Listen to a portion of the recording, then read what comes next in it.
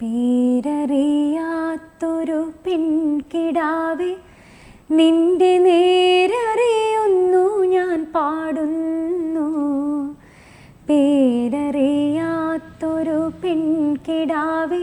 അപർണയെ പറ്റി പറയുകയാണെന്നുണ്ടെങ്കിൽ ഒരു വലിയ ബാക്ക്ഗ്രൗണ്ടിൽ നിന്ന് വന്ന ആളാണ്.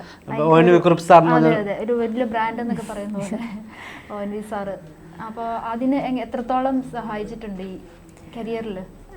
കരിയറിൽ സഹായിച്ചു അങ്ങനെ എനിക്ക് പറയാൻ പറ്റില്ല. കാരണം മുത്തശ്ശൻ അങ്ങനെ ഇപ്പോൾ എനിക്ക് വേണ്ടി അങ്ങനെ പറഞ്ഞിട്ടില്ല. ഇപ്പം എന്നെ കൊച്ചുമോളൊന്ന് പാടിക്കണം എന്നുള്ള മുത്തശ്ശൻ അങ്ങനെ പറയുന്നത് നമുക്കും അത് ഇഷ്ടമല്ല. അങ്ങനെ അതെ, മുത്തശ്ശനെ പോലെ ആ ഒരു സ്റ്റേജിലുള്ള ഒരാളങ്ങനെ എപ്പോഴെങ്കിലും അതൊരു ബാഗേജ് ആയിട്ട് ഫീൽ ചെയ്യാറുണ്ടോ? ഞാൻ ഒരു എല്ലാം വിട്ടോളൂ, ഒരു സിംഗർ, ഒരു മ്യൂസീഷ്യൻ എന്ന നിലയിൽ അതൊരു ബാഗേജ് ആയിട്ടോ അല്ലെങ്കിൽ എപ്പോഴും? അല്ല, അത് തീർച്ചയായിട്ടും അതിന് രണ്ട് സൈഡ് ഉണ്ട്. എന്നുവെച്ചാൽ ഏറ്റവും വലിയൊരു അനുഗ്രഹം തന്നെയാണ് മുത്തശ്ശൻ്റെ അങ്ങനെ ഒരു ആൾ, എൻ്റെ മുത്തശ്ശൻ അങ്ങനെ ഒരു ആളുടെ കൊച്ചുമോളായിട്ട് ഞാൻ ജനിച്ചു എന്നുള്ളത് എൻ്റെ ജീവിതത്തിൽ ഏറ്റവും വലിയൊരു ഭാഗ്യമായിട്ട് കാണുന്ന ആളാണ് ഞാൻ. ഒരു വലിയ അനുഗ്രഹം തന്നെയാണ് അത്, ഏറ്റവും വലിയ അനുഗ്രഹമാണ്. അപ്പോൾ അത് കാരണം എനിക്ക് എത്രയോ പേര് ഇപ്പോൾ എലിസബത്ത് തന്നെ പറഞ്ഞില്ലേ, ഇപ്പം എന്നെ കാണാൻ അത് ആ മുത്തശ്ശൻ്റെ ഇതും കൂടി ആണല്ലോ എന്നോട് ആ ഒരു സ്നേഹം വരുന്നത്. അതെ, അപ്പം അങ്ങനെ എത്രയോ പേര് എന്നെ ഒരുപാട് ഇഷ്ടപ്പെടുന്നവരുണ്ട്. സിംഗർ എന്നുള്ള രീതിയിൽ കൂടി ഇപ്പോൾ സാധാരണ ഒരു സിംഗറിനെ കിട്ടുന്നതിനെക്കാട്ടിലും ചിലപ്പോൾ എന്നോടൊരു കൂടുതൽ ചിലർക്ക് ഇഷ്ടം ഉണ്ടാവും. കാരണം മുത്തശ്ശൻ്റെ ഇതുള്ളതുകൊണ്ട് അങ്ങനെയുള്ളവരുണ്ടാവും, മുത്തശ്ശനോടുള്ള അത്ര ആരാധന കാരണം. അപ്പോൾ അതൊക്കെ ഞാനൊന്നും ചെയ്യാതെ എനിക്ക് കിട്ടുന്ന ഒരു വലിയ ഭാഗ്യമാണ്. പിന്നെ അതിൻ്റെ കൂടെ ശരിയാണ്, ഇപ്പോൾ അങ്ങനെ ഒരു ലെജൻഡിൻ്റെ കൊച്ചുമോളെന്ന് പറയുമ്പോൾ എല്ലാവർക്കും എനിക്ക് തോന്നാറുണ്ട് ഒരു ഡിസ്റ്റൻസ്, ഇങ്ങനെ ഒരു ഇതുണ്ട്. അപ്പോൾ അതെ, അപ്പോൾ എനിക്കും അത് ഒരുപാട് അങ്ങനെ ബ്രേക്ക് ചെയ്യാൻ എനിക്കും പറ്റില്ല. അപ്പോൾ ശരിയാണ്, ചില സമയത്ത് എനിക്കതൊരു ആ ഒരു പേര് കളയരുത് എന്നുള്ളൊരു ഇത് എനിക്ക് എപ്പോഴും ഉണ്ട്. അപ്പോൾ അങ്ങനെ അതൊരു ലിമിറ്റേഷൻ ആണെങ്കിൽ പറയാം. പക്ഷെ അതിനെക്കാട്ടിലേക്ക് എത്രയോ വലിയ അനുഗ്രഹം എന്നുള്ളതാണ്. അതെ, ബ്ലെസ്സിങ് ആണ് അത് എല്ലാത്തിൻ്റെയും കൂടെ വരുന്ന ഒരു. ഇപ്പോൾ ഒരു സിംഗറിനോട് ചോദിക്കാൻ പറ്റിയ ഏറ്റവും നല്ലൊരു ചോദ്യമാണ്, ഇപ്പൊ പഠിക്കുന്നുണ്ടോ സംഗീതം? ഇപ്പോഴും പഠിക്കുന്നുണ്ട്. ഉണ്ടെങ്കിൽ അത് ആരുടെ? ഞാൻ ആദ്യം തുടങ്ങിയത് ഓമനക്കുട്ടി ടീച്ചറുടെ അടുത്താണ്. പിന്നെ ആലപ്പുഴ ശ്രീകുമാർ സാറിൻ്റെ അടുത്താണ് കുറേ വർഷം പഠിച്ചത്. അത് കഴിഞ്ഞ് പിന്നെ കല്യാണം കഴിഞ്ഞ് ഡൽഹിയിലേക്ക് ഞാൻ ആദ്യം പോയി ഞങ്ങൾ. അപ്പോൾ അവിടെ പിന്നെ ഒരു ഹേമ എന്നൊരു ടീച്ചറുടെ അടുത്ത് ഹിന്ദുസ്ഥാനി കുറച്ച് തുടങ്ങി. രമേശ് നാരായൺ സാറിൻ്റെ അടുത്ത് ഹിന്ദുസ്ഥാനി കുറച്ച് പഠിച്ചിട്ടുണ്ട്. അഭദ്ര ടീച്ചറുടെ അടുത്ത് പഠിച്ചിട്ടുണ്ട് ഹിന്ദുസ്ഥാനി. പിന്നെ അത് കഴിഞ്ഞ് ഒരു 1-2 വർഷം മസ്കറ്റിലൊക്കെ ആയിരുന്നപ്പോൾ എനിക്ക് പാട്ട് പഠിക്കാൻ അങ്ങനെ അത്രയും പറ്റിയില്ല. അത് കഴിഞ്ഞ് തിരിച്ച് പിന്നെ ഞങ്ങൾ നാട്ടിലേക്ക് ട്രിവാൻഡ്രത്തേക്ക് വന്നപ്പോൾ പിന്നെ വർക്കല ജയറാം സാറിൻ്റെ അടുത്ത് പഠിക്കാൻ തുടങ്ങി.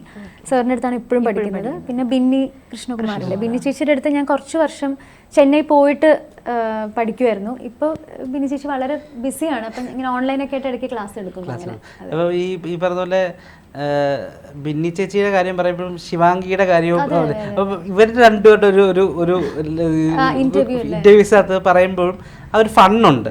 അപ്പം ഈ മ്യൂസീഷ്യൻസ് എപ്പോഴും സ്ട്രിക്റ്റ് ആയിരിക്കണം അങ്ങനെ ഒരു സാധനം ഉണ്ടല്ലോ. പണ്ട് മുതലേ ഇപ്പം നമ്മൾ കാണുന്ന അധ്യാപകരെല്ലാം ഭയങ്കര സ്ട്രിക്റ്റ് ആയിട്ട്. പക്ഷെ ബിന്നി ചേച്ചിനെ ആണെങ്കിലും അവരെ കാണുമ്പോൾ ഭയങ്കര. ബിന്നി ചേച്ചി ആസ് എ ടീച്ചർ സ്ട്രിക്റ്റ് ആണ്. അത് ഇന്റർവ്യൂല് അല്ലാത്തപ്പോൾ വളരെ ഫണ്ണുമാണ് നമ്മുടെ അടുത്ത്.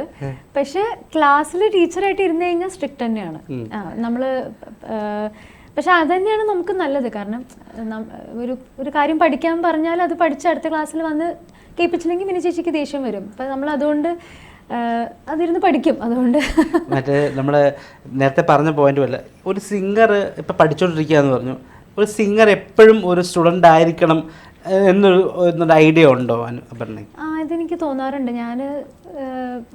എനിക്ക് പേഴ്സണലി തന്നെ എനിക്ക് തോന്നാറുണ്ട്. ഞാൻ ജയറാം സാറിൻ്റെ അടുത്തും ബിന്നി ചേച്ചിയുടെ അടുത്തൊക്കെ പഠിക്കുമ്പോൾ പഠിച്ചതിൻ്റെ ഇപ്പോൾ കുറച്ച് വർഷങ്ങളായി പഠിക്കുന്നു തിരിച്ചെത്തിയ ശേഷം. അപ്പോൾ കുറച്ചും കൂടി ഞാൻ പാട്ട് ആക്ച്വലി കരിയർ ഒരു സീരിയസ് ആയിട്ട് കണ്ടു തുടങ്ങിയതും ഈ ഒരു കഴിഞ്ഞൊരു 10 വർഷത്തിനുള്ളിലാണ്. ശരിക്കും 10 വർഷമായിട്ടാണ് ഞാൻ അങ്ങനെ സീരിയസ് ആയിട്ട് ഇതാണ് എൻ്റെ കരിയറിന് ഞാൻ തീരുമാനിച്ച അങ്ങനെ. അപ്പോൾ അതിലെനിക്ക് തന്നെ വ്യത്യാസം തോന്നാറുണ്ട്. ഇപ്പോൾ ഞാൻ ആ പാട്ട് പഠിക്കുന്നതിൻ്റെ വ്യത്യാസം ഉണ്ട്. കച്ചേരി പ്രോപ്പർ കച്ചേരി ചെയ്തിട്ടില്ല, അത്രയ്ക്കും ഉള്ളത് എനിക്ക് ഒരു കോൺഫിഡൻസ് വന്നിട്ടില്ല. പക്ഷെ സെമി ക്ലാസിക്കൽ അങ്ങനത്തെ അമ്പലങ്ങളിലൊക്കെ ഇടയ്ക്ക് ചെയ്യാറുണ്ട്. ഭജൻസും അങ്ങനെ കീർത്തനങ്ങളൊക്കെ ആയിട്ടുള്ള.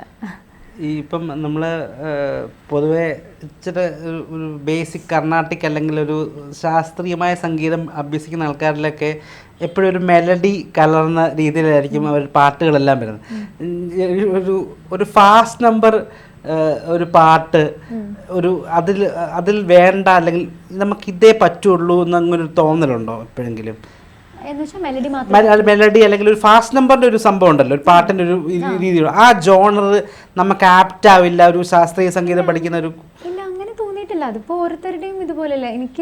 ഞാനിപ്പോൾ പ്രോഗ്രാമിന് ഞാൻ സോളോ പ്രോഗ്രാംസ് ചെയ്യാറുണ്ട്. ഇപ്പോൾ എൻ്റെ ബാൻഡായിട്ടും ചെയ്യുമ്പോൾ അമ്പലങ്ങളിലോ അങ്ങനെയൊക്കെ ആയിട്ട്, ഇപ്പോൾ അല്ലാതെ പരിപാടിക്ക് ഗാനമേള, ഇപ്പം എൻ്റെ പരിപാടിയായിട്ട് ചെയ്യുമ്പോൾ ഞാൻ എല്ലാ ടൈപ്പും നമുക്ക് എടുക്കേണ്ടി വരും. അല്ലാതെ ഇപ്പോൾ നമ്മൾ മെലഡീസ് മാത്രമായിട്ട് നമുക്ക് ആ പ്രോഗ്രാം കൊണ്ടുപോകാൻ പറ്റില്ല. അപ്പോൾ എല്ലാം പാടാറുണ്ട്.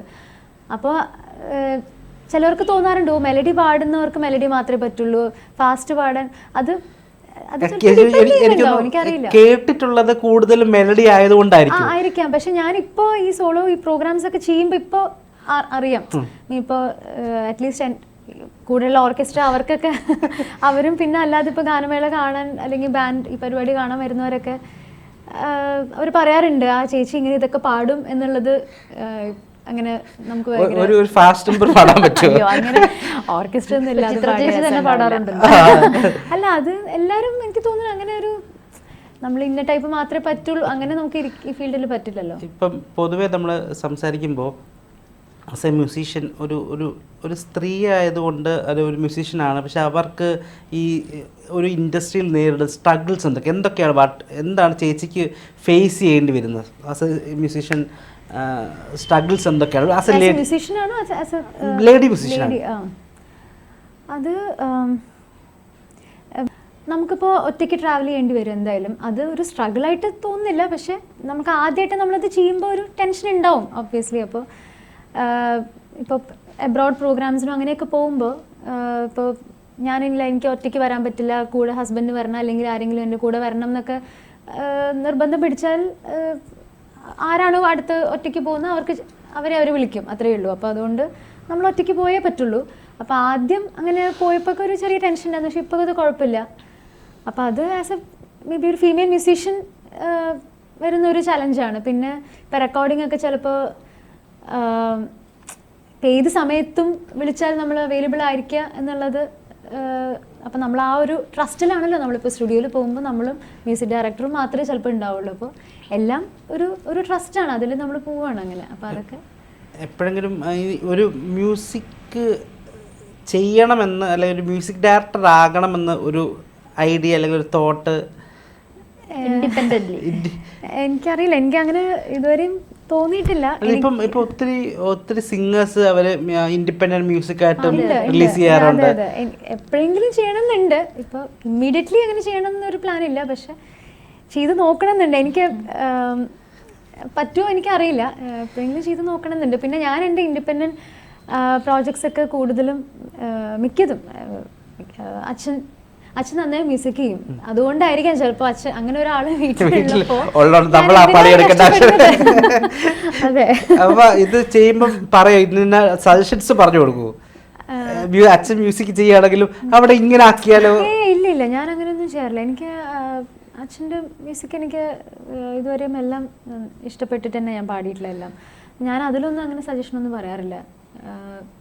എനിക്കൊരു യൂട്യൂബ് ചാനലുണ്ട്. അപ്പോൾ ആ ചാനലിൽ തുടങ്ങിയ ശേഷമാണ് ഞാൻ കൂടുതൽ ഇൻഡിപെൻഡൻ്റ് ഒക്കെ ചെയ്യാൻ തുടങ്ങിയത്. അപ്പോൾ അതിലിങ്ങനെ വന്നിട്ടുള്ള പാട്ടുകളൊക്കെ ഇപ്പോൾ പ്രഭാവർമ്മ അങ്കിൾ എഴുതിയ പാട്ടുണ്ട്, ജയകുമാർ സാറ് എഴുതി തന്നിട്ടുണ്ട്. അങ്ങനെ അവരുടെയൊക്കെ പാട്ടുകളൊക്കെ എനിക്ക് ചെയ്യാൻ പറ്റിയെന്നുള്ളൊരു സന്തോഷമുണ്ട്. ഇപ്പോൾ മുത്തശ്ശൻ്റെ തന്നെ ചില എഴുതി വെച്ചിട്ട് നടക്കാതെ പോയ ചില ആൽബംസിൻ്റെ അങ്ങനെയൊക്കെ ചിലതൊക്കെ അച്ഛൻ്റെ അടുത്തുണ്ട്. അപ്പോൾ അതൊക്കെ 1-2 അങ്ങനെയൊക്കെ എടുത്ത് നമ്മൾ ചെയ്തു. മുത്തശ്ശൻ്റെ വരികളാണ്. അപ്പോൾ അത് ഇപ്പൊ ജൂബിൻ അന്ന് പണ്ട് ഗന്ധർവ സംഗീതത്തിൽ വരുന്ന അതേ ആള് തന്നെ. ഞാനിപ്പോ ചോദിക്കുന്നത് ചോദിച്ചാ, ഈ ചില ആർട്ടിസ്റ്റുകൾക്ക് ഏജ്, മമ്മൂക്കയുടെ കാര്യമൊക്കെ പറഞ്ഞ ഏജ് പിന്നോട്ടാണോ പോകുന്നത്? അതെന്താ അതിന്റെ രഹസ്യം? എന്താ കുടിക്കുന്നത്, എന്താ തേക്കുന്നത്? എന്താന്നറിയില്ല, അങ്ങനെ തന്നെ ഇരിക്കട്ടെ.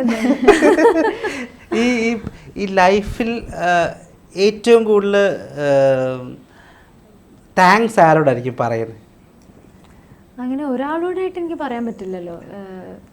അമ്മയച്ഛനോടും ആണ് ഏറ്റവും ആദ്യം. പിന്നെ മുത്തശ്ശൻ്റെ അച്ഛമ്മയുണ്ട്, അപ്പൂപ്പൻ, അമ്മയുടെ സൈഡിൽ നിന്നുള്ള അമ്മയുടെ അച്ഛൻ.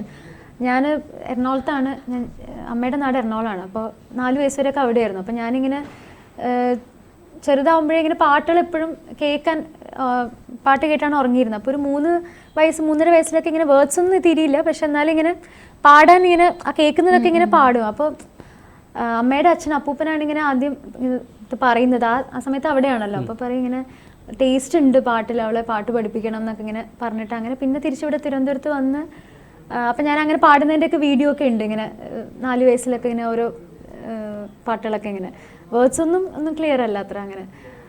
അപ്പോൾ അവരുണ്ട്.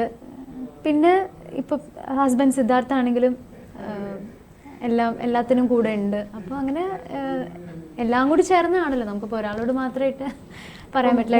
ഗുരുക്കന്മാരെ കാണുന്നുണ്ടെങ്കിൽ പേഴ്സണലി ഫേവറേറ്റ് ആയിട്ടുള്ള ഒരു പാട്ട് പറയാം. മുത്തശ്ശൻ്റെയോ? അങ്ങനെ കുറച്ച് പാട്ടിലുണ്ട്, എനിക്ക് ഒരെണ്ണമായിട്ട് പറയാൻ പറ്റില്ല. ശരദിന്ദു മലർദീപ് ഭയങ്കര ഇഷ്ടമാണ്. പിന്നെ ഒരു വട്ടം കൂടി, അരികിൽ നീ ഉണ്ടായിരുന്നെങ്കിൽ, പിന്നെ നിറങ്ങൾ തന്നിർത്തം, അങ്ങനെ കുറച്ച് പാട്ടുകളുണ്ട് ഒരുപാട് ഇഷ്ടമുള്ള. നമുക്ക് ആദ്യം തേന്മഴയായി, അതൊക്കെ എല്ലാ ദിവസവും കേൾക്കും. എല്ലാ ദിവസവും പറ്റുമ്പോഴൊക്കെ അല്ലെങ്കിൽ പാടെങ്കിലും ചിലപ്പോൾ ചെയ്യും. ഓനിക്കുറുപ്പ് സാറിന്റെ ഏതെങ്കിലും ഒരു കവിത പാടി നമുക്ക് അവസാനിപ്പിക്കാം. ഒരു കവിത, ഏറ്റവും ഇഷ്ടമുള്ള ഒരു കവിത. മുത്തശ്ശൻ്റെ ഞാൻ ഏതാണ്, കോതമ്പോണികൾ കുറച്ച് പേര് ചെല്ലാം. പേരറിയാത്തൊരു പെൺകിടാവേ, നിന്റെ നേരറിയുന്നു ഞാൻ പാടുന്നു. പേരറിയാത്തൊരു പെൺകിടാവേ, പേരറിയാത്തൊരു പെൺകിടാവേ, നിന്റെ നേരറിയുന്നു ഞാൻ പാടുന്നു. പേരറിയാത്തൊരു പെൺകിടാവേ, നിന്റെ നേരറിയുന്നു ഞാൻ പാടുന്നു. കോതമ്പക്കതിരിൻ്റെ നിറമാണ്, പേടിച്ച പീഡമാൻ മിഴിയാണ്. കയ്യിൽ വളയില്ല, കാലിൽ കൊലുസില്ല, മെയ്യിൽ അലങ്കാരമൊന്നുമില്ല. ഏറുന്ന യൗവനം മാടി മറയ്ക്കുവാൻ കീറിത്തുടങ്ങിയ ചേലയാണ്. ഗൗരിയോ ലക്ഷ്മിയോ സീതയോ രാധയോ പേരെന്തു തന്നെ വിളിച്ചാലും നീ എന്നും നീയാണ്. കോതമ്പു പാടത്ത് നീർപ്പെയ്തു പോകും മുകിലാണ്. താങ്ക്സ് ചേച്ചി. അപ്പം സിക്കാടെ നല്ലൊരു വിജയമാകട്ടെ. ആ പാട്ട് കൂടുതൽ ആൾക്കാരിലേക്ക് എത്തട്ടെ, കൂടുതൽ അവസരങ്ങൾ കിട്ടട്ടെ. താങ്ക്സ്. കൂടുതൽ വാർത്തകളും വിശേഷങ്ങളും നിങ്ങളിലേക്ക് എത്താൻ ABC മലയാളം സബ്സ്ക്രൈബ് ചെയ്യുക, ബെൽ ബട്ടണും അമർത്തുക.